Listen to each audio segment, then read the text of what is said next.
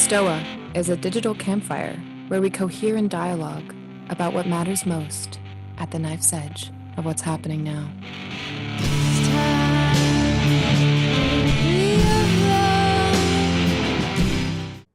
Hello everyone, welcome to the Stoa, and it is maybe not the end of the world election day party. Right now we have a very special guest, Jasna Seishin Todorović. She will help lead us in a very special meditation for this day. So Jasna, take it away. Thank you. I'm loving that intro music that we had. That was really sweet. So my name is Seishin or Jasna, depending on how you may know me. And I'm the teacher at Willow, which is the newest branch of the Monastic Academy for the Preservation of Life on Earth. We just publicly launched a few days ago, and we are a training center for developing the capacities of the human mind through rigorous and intensive mental, ethical, and interpersonal practices. And when Peter asked if I wanted to do a meditation for this election day party, I started thinking about, what would be the right meditation to do, and I decided, there's a lot of meditation is breath focused, as many of you probably know. And focus on the breath, count to 10, and then come back. Just focus on the breath, focus on the breath, focus on the breath. And those are fantastic. I love those. But I'm going to do a very different one today. Meditation actually means a lot of different things. The word meditation is a little bit like the word sport. So, curling and skiing and basketball, baseball are all sports, but they're all very different. So there's a lot of different meditation techniques, and they all fall under this umbrella of meditation. So the one that I want to do today is it's a sort of deconstructive practice, and it's a way of looking at our experience, just whatever is happening, and deconstructing it into certain elements. And so this is based on Shinzen Young's system called Unified Mindfulness. Shinzen Young is a Buddhist monk who has created this very broad, very elaborate, very comprehensive system of a lot of Eastern contemplative meditative traditions. And he's placed them in this framework, which tends to be very appealing to Westerners. And I believe he's going to be on the Stoa in a few weeks, actually, I think on November 24th, if I'm remembering that right. So the thing that I'm going to be guiding today is a small section of his system, his framework, Unified Mindfulness. So one of the things to know about this one is that because it's a little bit complex, it might take a little bit of time. Probably the first 10 minutes or so, I'll be talking a fair bit just to introduce the different concepts and the different things that we're going to be doing and paying attention to. So that's kind of the overhead that needs to happen within a system like this. So what we'll do is I'll guide a meditation, maybe 30, 40 minutes, something like that. We'll see the natural stopping point for it. And then afterwards we can have some time for sharing or for questions. or anything else that might come up. So why don't we get started? So I'll ring a bell here. It's off screen, but hopefully you'll be able to hear it. And like I said in the beginning, we're going to be talking a fair bit. And then as we go, that will settle down a little bit.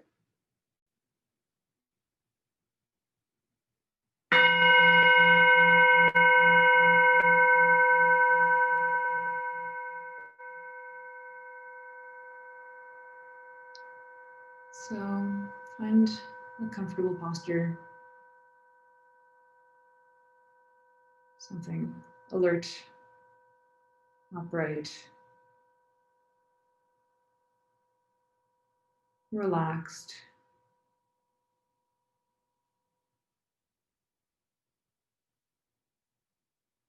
And allow whatever is happening to just happen.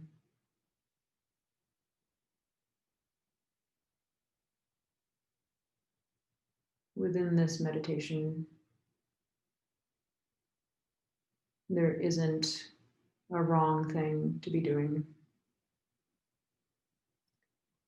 We'll actually use the natural pull of our attention in order to find objects of focus. So just notice where your attention is going right now.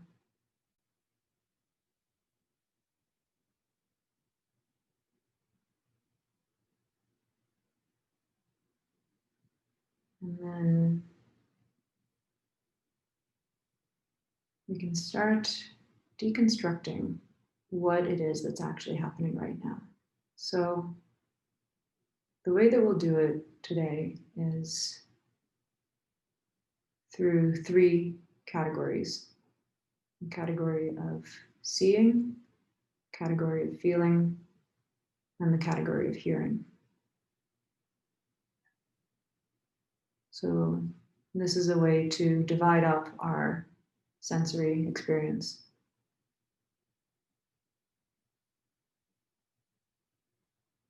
So seeing can refer, of course, to the things that we're seeing out in the physical world in front of us.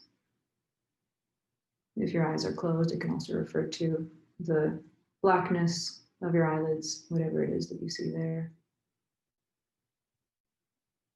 And seeing also refers to internal mental images. So you may be thinking about something, and there may be an image associated with that.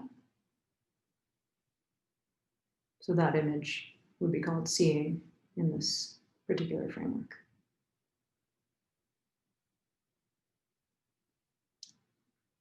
And so for a little bit, just notice the different ways that you may be seeing externally and internally.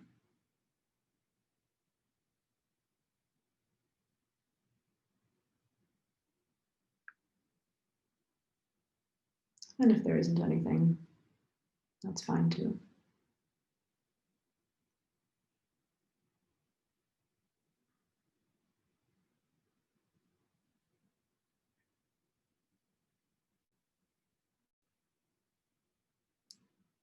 In the second category, hearing, we can of course hear things that are in the external world that we're hearing with our ears. And we can hear internal mental talk, words that are moving through our heads, music, sounds.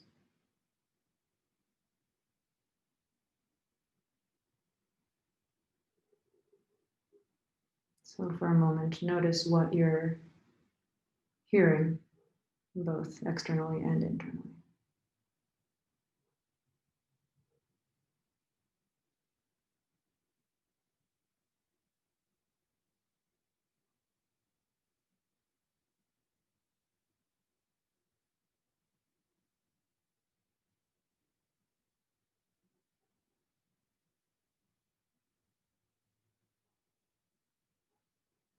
And then in the third category, feeling,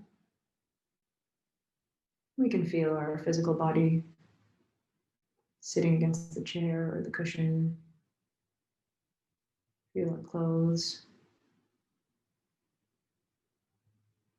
We might smell things or taste things. Those can all fall under the category of feel. And you might also be feeling some emotions. So we call that feeling in internal feeling.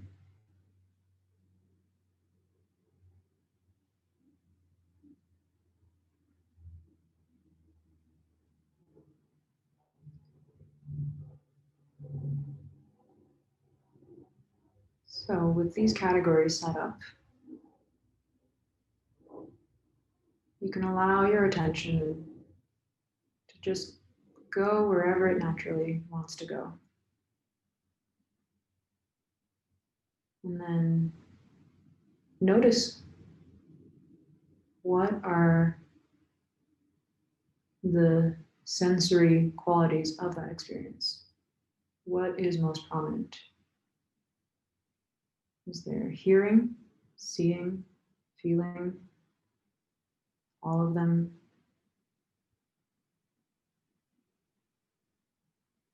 None of them?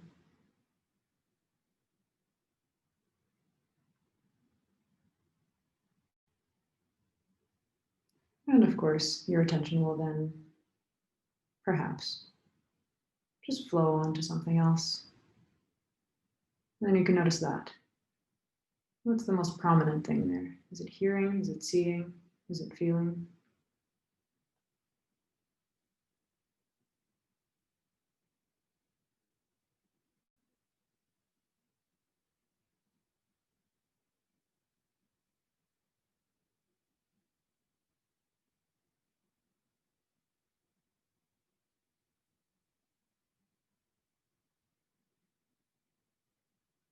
One way to make this a little bit easier is to use very short labels. So the labels that I usually use are see, hear, feel. And so every few seconds, I just say one of those words in my head based on what is most prominent in my attention and in my awareness right now. And a small technical note is that you don't have to label the label. So if, for example, you're noticing yourself seeing something and then you use the label see, and then you hear yourself saying the label see, you don't then have to label that as hear. We just let the labels be outside of the practice. Otherwise, we'll just be saying hear always.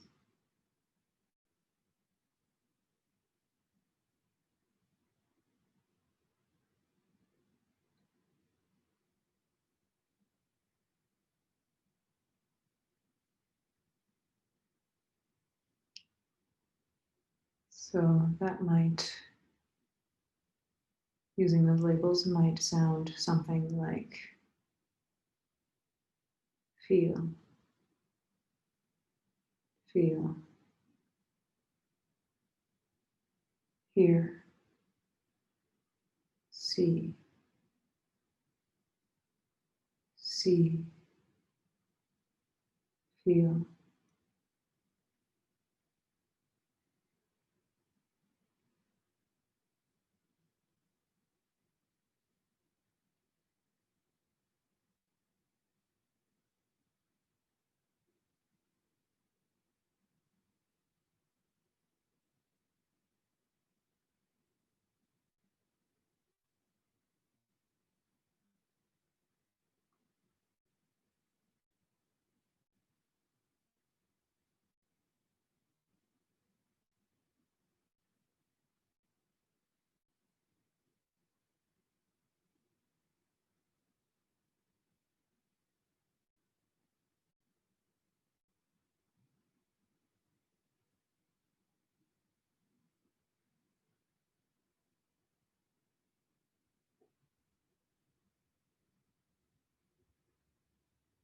And if you're practicing on your own, you can even say those labels out loud.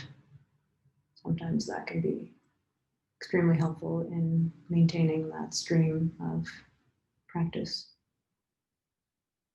Or you can sub-vocalize it.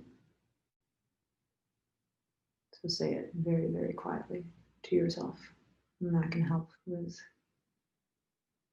maintaining the technique continuously.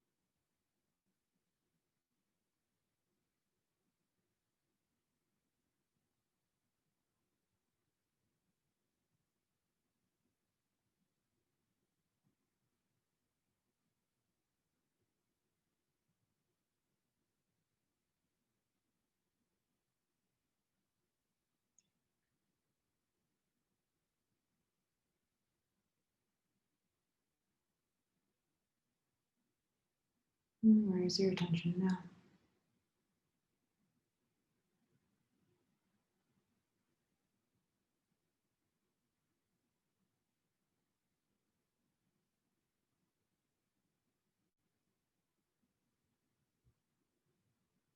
You may find that labeling something, labeling an experience, makes it disappear. You might notice a see or a hear or feel, and then suddenly it's gone. And that's fine. There's nothing wrong with that. Just let your attention go wherever it goes.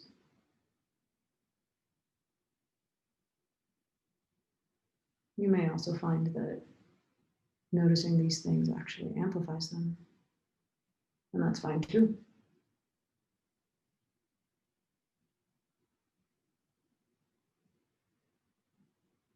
There isn't a wrong way to let your attention go where it goes. One of the beautiful things about this practice, this technique, is that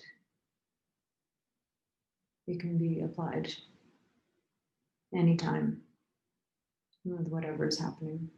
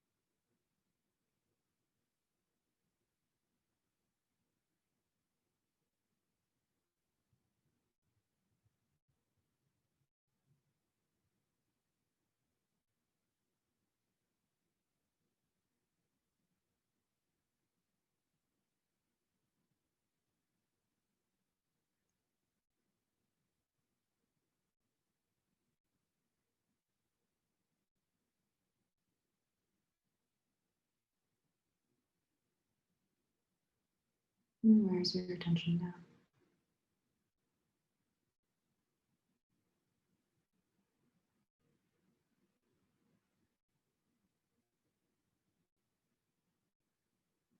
And whatever is arising, you can let it arise. Whatever passes, you can let it pass. Whatever stays, let it stay.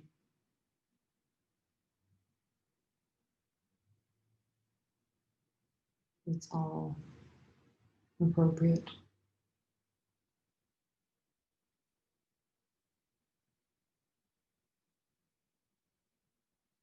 And if you don't know exactly what label to use, whether something is more hear or more see or more feel, it's fine. You can just pick one that seems appropriate. Pay attention to that for a moment. And then just see what happens next.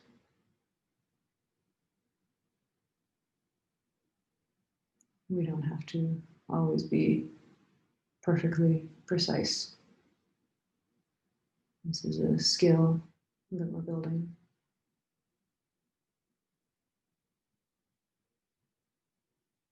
And with time, we get more and more and more clarity about our own experience.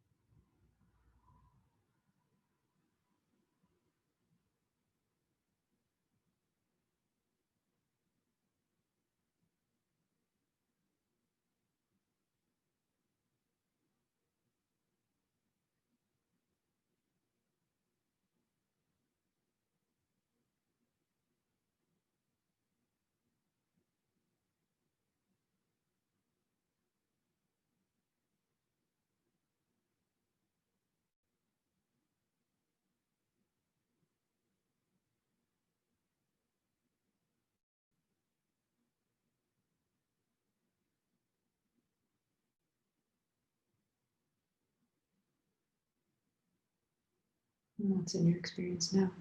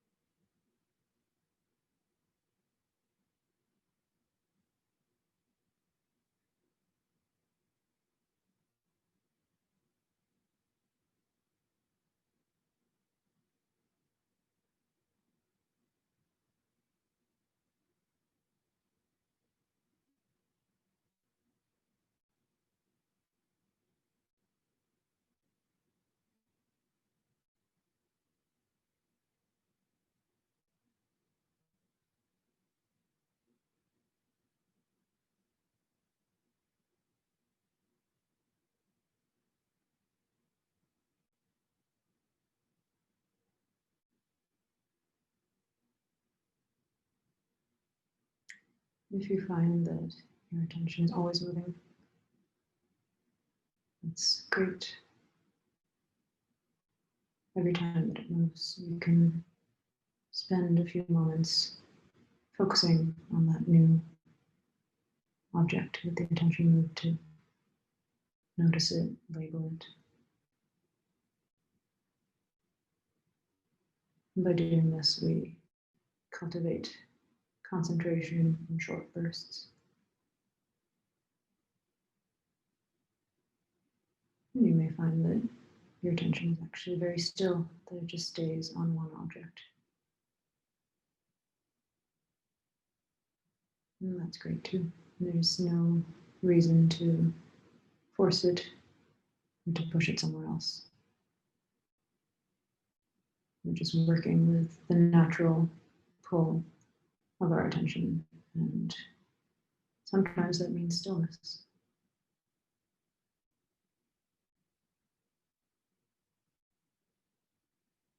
There's no wrong thing for our attention to be doing right now.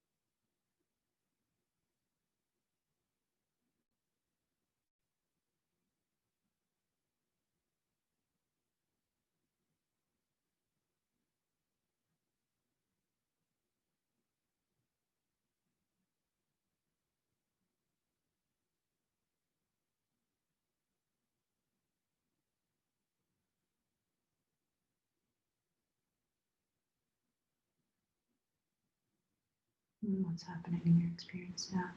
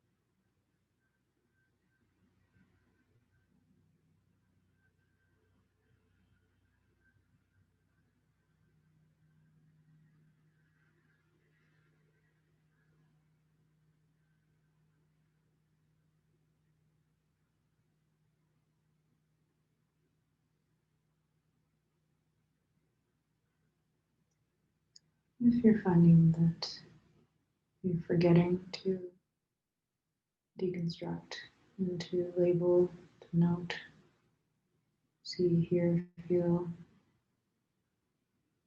you can try saying it out loud every few seconds.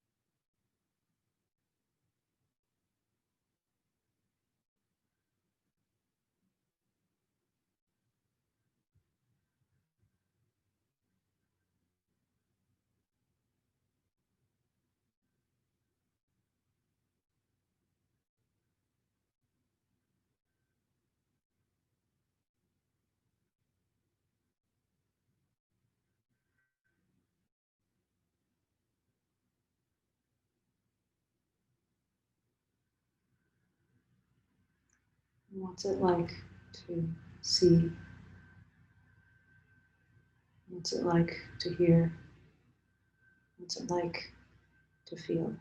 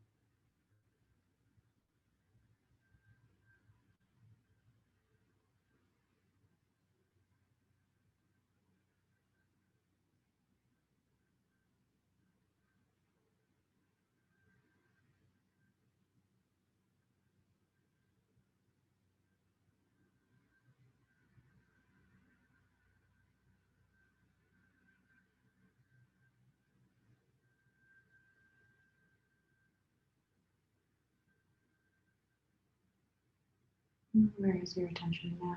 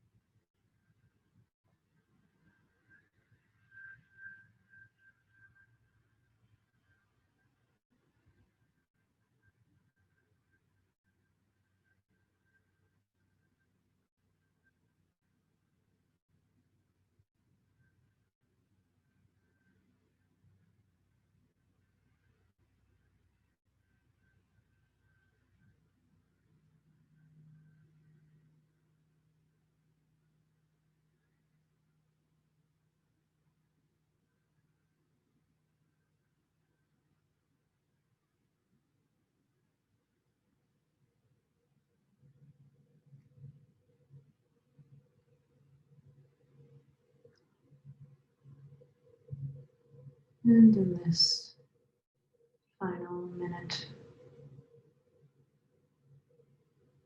you can start bringing your attention to the room that you're in, the space around you.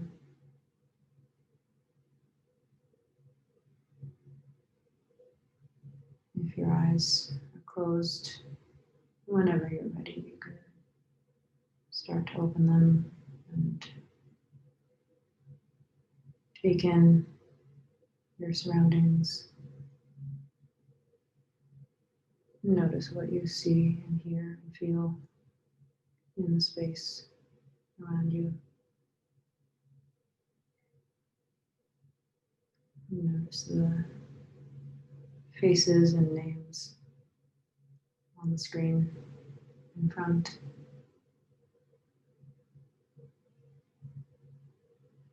And we'll transition from this meditation into a short period of sharing and discussion.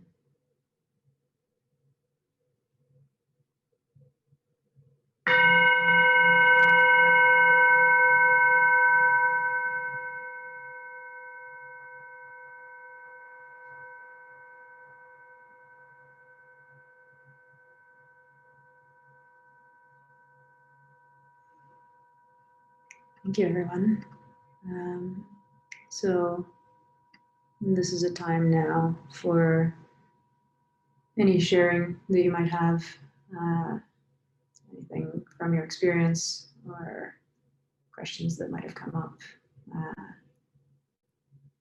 We have about 14 minutes, I believe, before we have to close this session. So the floor is open for whatever feels alive. And you can feel free to just unmute yourself and start talking.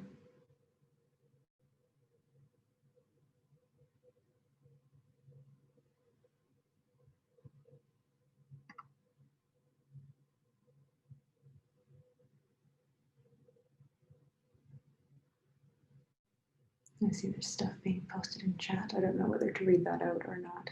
If anyone who posted stuff in chat wants to say stuff out loud, feel free.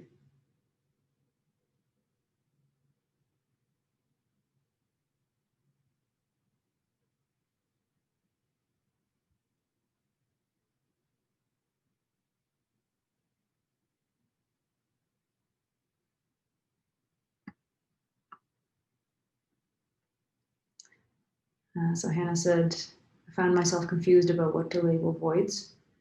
I didn't introduce that label, but within Shinzen's system, that's usually labeled as rest. Rest. So yeah. So there's rest from hearing, there's rest from feeling, rest from seeing. Labeling it as void works too.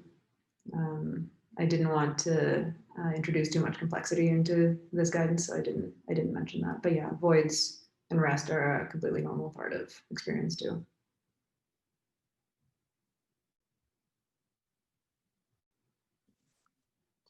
I can share that I noticed the flow of my attention felt as though it was in some ways conditioned by the context of the practice, because I would try to give a label every few seconds or so, which creates a rhythm. And sometimes there are multiple elements in my awareness at the same time, and it would be a matter of trying to feel which one was foregrounded or sense which one was foregrounded, and that would even sometimes propel me to make a choice, or actually propel my attention to choose something out of a slight sense of pressure. So that was interesting. Yeah.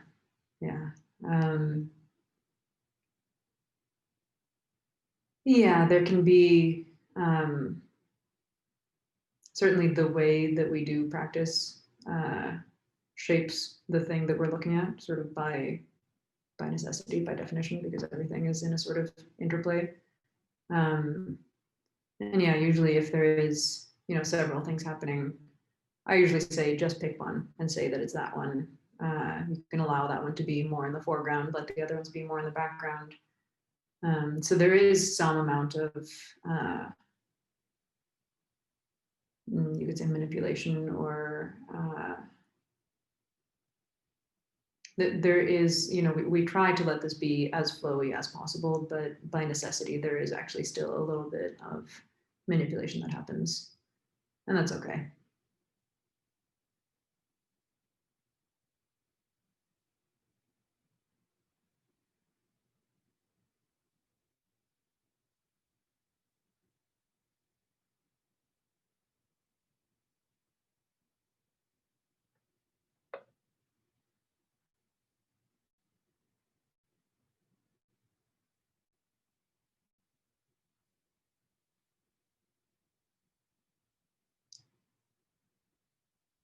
I'm curious if, especially if this was a new practice for some people, if it felt particularly difficult to maintain these labels, because it's very different from the normal type of breath practice that a lot of us do.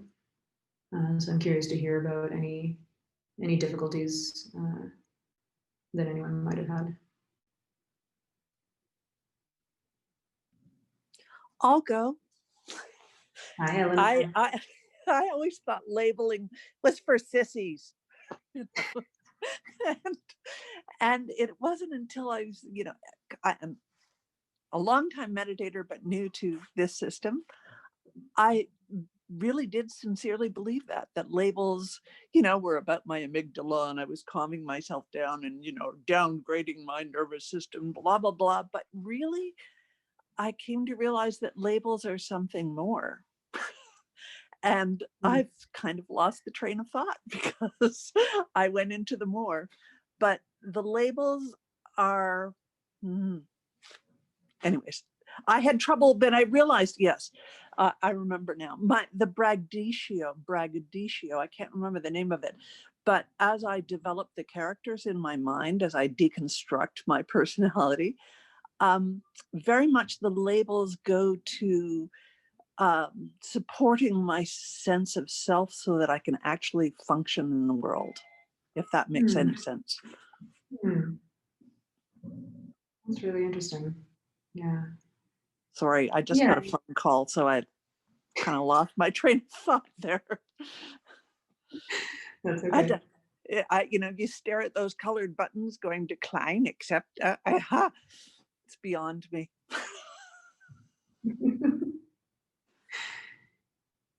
Yeah, so I mean, labels they're useful for all sorts of reasons. I mean, it is good to get to a point where we don't even need the labels anymore, when we can just be in the experience of it without using a word for it.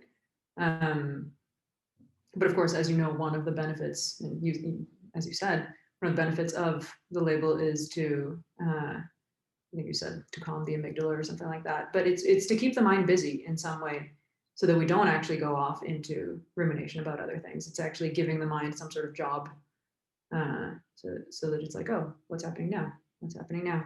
what's happening now? What's happening now? And eventually, with enough practice, we can actually let go of that too. But until we can let go of that, it's very good to use it, in my view, at least. Yes. I'm sorry, the empty space. I just, it's okay, but I can hear the silence. It is so silent out there. Mm. Yeah. And I know I'm not supposed to fill it, but there you are. Here I am. You can fill it or not. There's no supposed to. Exactly.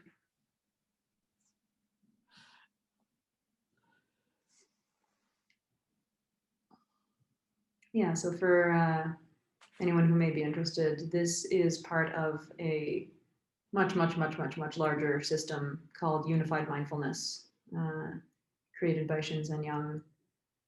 And you can find out, he has lots and lots of articles online, lots of explanations on Unified Mindfulness. And it basically pulls, I don't know if it's all, but certainly a very large number of contemplative and meditative traditions from the East, and just creates some sort of cohesive narrative, and uses different words for a lot of different meditation practices. So if that interests anyone, I highly recommend Googling him and checking out his stuff. And a lot of his stuff is free online.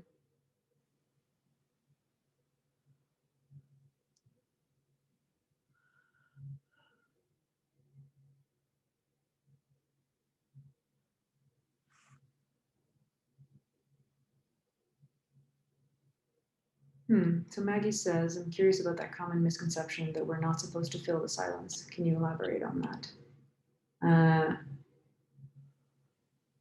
I'm imagining that Eleanor was talking about just the fact that she was talking. Is that right, Eleanor? Yes, that is correct. Yeah. So I think that was, okay. Maggie says, never mind. That psychological explanation about the first person who speaks. I mean, dread you be that. Well, it's good to deconstruct what's happening in the silence too, right? Or the desire to speak. Exactly. What is that? Hi, Seishin. It's Rich here. Hi, Rich. Thank you so much for that. It was such a necessary meditation for me today.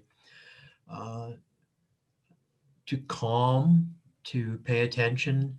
I found myself I really appreciated when you said the noting in, what are you paying attention to now? Now. Really, really, very, very useful. And recognizing some things that normally would just fly by. We're all of a sudden like, oh, now I can sink into that more and see what's actually going on there.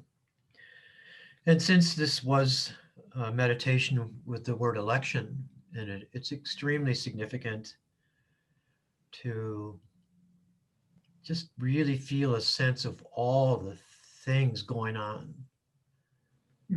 And I found myself more able to have compassion for alternative views, differing views. And I really got a strong sense of bullying from my youth, and that was a nice entry into that to help heal that. And so I'm really very, very grateful. The other thing was I noticed that I wanted to have a certain type of breathing, but it was like, no, this is not the type of breath that's working for you today. So don't fight it. Just let that breathing happen, and just be with it. And it was that was really very helpful. So thank you. Thank you. Yeah.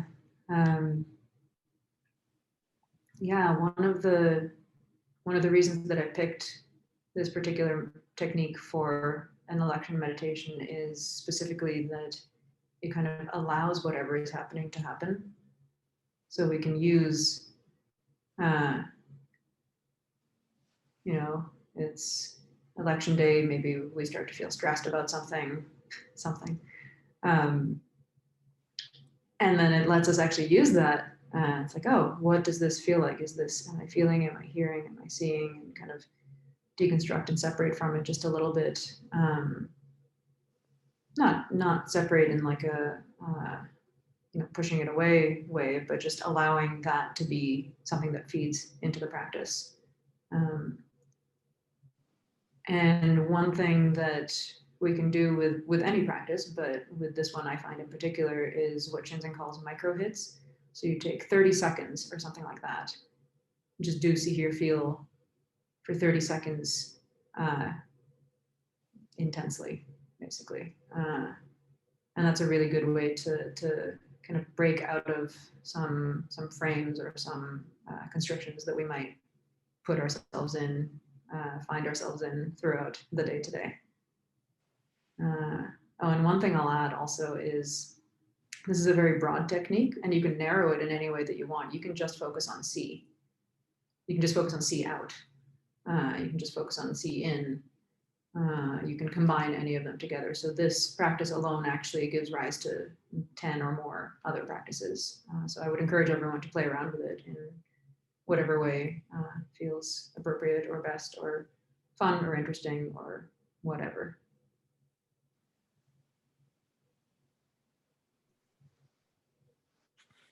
Oh, hi. Hi. My name's Hawk. Nice to meet you, Jasna. Is Seishin another term for teacher, or? No, Seishin is just my Dharma name. Oh, okay. Okay. Yeah. I just basically I ate some pasta and I rested. That was beautiful. In martial arts, and like I was rewatching Pursuit of Happiness, like basically after you take a test or before a fighter prepares for their title fight, that week of the fight, they rest, they just enjoy themselves. Because if they overtrain, then they're overworking. So right now, this is just about enjoying, and the energy 4 years ago is like, are we gonna make it? And now we're alive. That's all I'm gonna say. Thank you. Right. Yeah. Thank you. So I believe we have to be strict with the time here. So we're at 11:30. So thank you everyone so much for joining me. If you want to know more about Willow, you can find us at growingwillow.org. And what's up next? What we have next is collective presencing with Ria Beck. So hope to see you there. Thank you, everyone. Thank you.